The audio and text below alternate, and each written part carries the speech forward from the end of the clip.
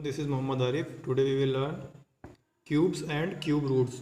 Chapter number 4. So what is cubes? What is a cube? When we multiply a number 3 times to itself, then the product of the 3 numbers is called the cube of that number. Suppose we multiply 4 by 3 times, 4 by 4 by 4, 4 multiplied by 4 multiplied by 4, 4 को 3 times multiply किया तो हमें मिलेगा, क्या मिलेगा, 64.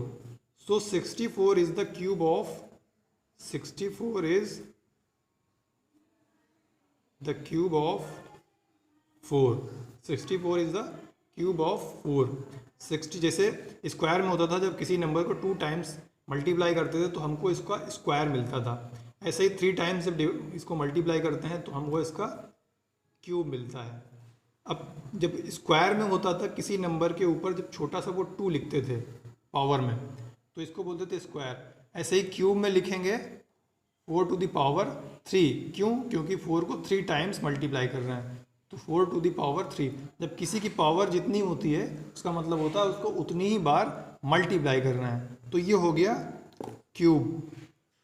Cube roots इसी का उल्टा होता है. जैसे 4 का क्यूब 64 है तो 64 का क्यूब रूट 4 है, यानी 4 को 3 टाइम्स मल्टीप्लाई करने पर 64 मिलता है. तो इसका जो रूट है क्यूब रूट वो 4 है.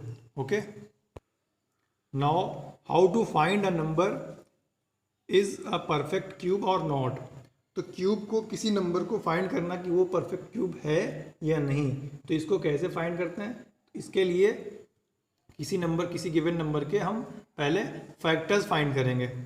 फैक्टर्स जैसे 256, इसका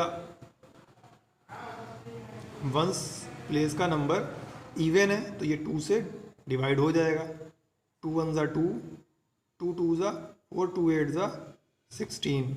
नेक्स्ट 2 से 2 6 ज़ा 12, 2 4 ज़ा 8. फिर 2 से 2 3 ज़ा 6, 2 2 ज़ा 4. फिर 2 से 2 1 ज़ा 2, 2 6 ज़ा 12. फिर 2 से 2 8 ज़ा 16, 2 4 ज़ा 8, 2 2 ज़ा 1, 2 2 ज़ा 4, 2 1 ज़ा 2. हमारे फैक्टर्स ये काउंट हो गए. कितने हैं? 1 2 3 4 5 6 7 8. 2 multiplied by 2 multiplied by 2 multiplied by 2 multiplied by 2 multiplied by 2 multiplied by 2, 1 2 3 4 5 6 7 और 8. ये हो गए 256 के फैक्टर्स.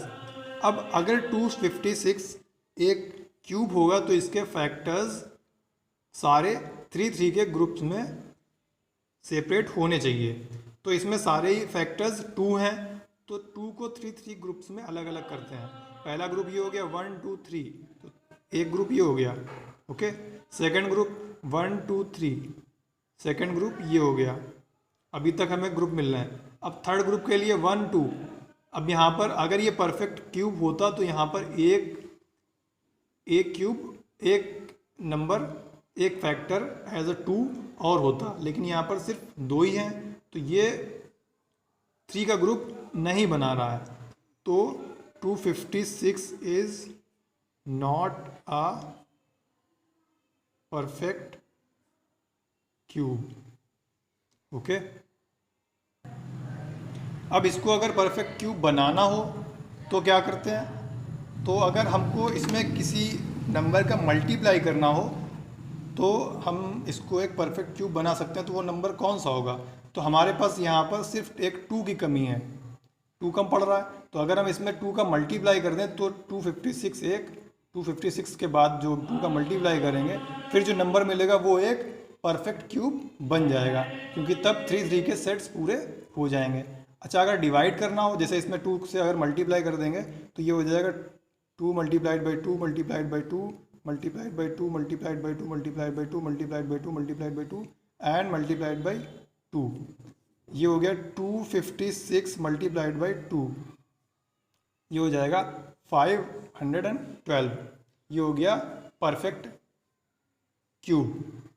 अगर इसमें से किसी को डिवाइड करना हो तो डिवाइड करने के लिए हमें सिर्फ परफेक्ट ये 3 के ग्रुप चाहिए, बाकी जो नंबर्स हैं उनको हटा देना है। हटाने के लिए हमारे पास एक्स्ट्रा कौन कौन से हैं, 2 और 2। इसको दूसरे एग्जांपल समझते हैं। जैसे हमारे पास कोई एक एग्जांपल हो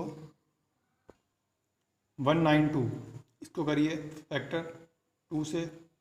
2 9 ज़ा 18, 2 6 ज़ा 12, 2 4 ज़ा 8, 2 8 ज़ा 16, 2 2 ज़ा 4, 2 4 ज़ा 8, 12, 6, 3। अब 192 के फैक्टर्स हो गए 2 multiplied by 2 multiplied by 2 multiplied by 2 multiplied by 2 multiplied by 2 multiplied by 3। अब इनके ग्रुप्स बनाते हैं 3 3 के। एक ग्रुप ये हो गया फर्स्ट, सेकंड ग्रुप ये हो गया, 3 एक्स्ट्रा बच रहा है। तो अब इसमें डिवाइड अगर हम 3 से डिवाइड कर दें, यानी इस 3 को ख़त्म करना है, मल्टीप्लिकेशन में है। अगर 3 से डिवाइड कर दें तो सिर्फ ये परफेक्ट 3 के ग्रुप्स ही बचेंगे। तो 3 से डिवाइड करना है, दैट मीन्स 192 को 3 से अगर डिवाइड कर दें तो हमारा जो नंबर बचेगा वो होगा 64। That is a perfect cube. 3 से डिवाइड कर दें, ओके।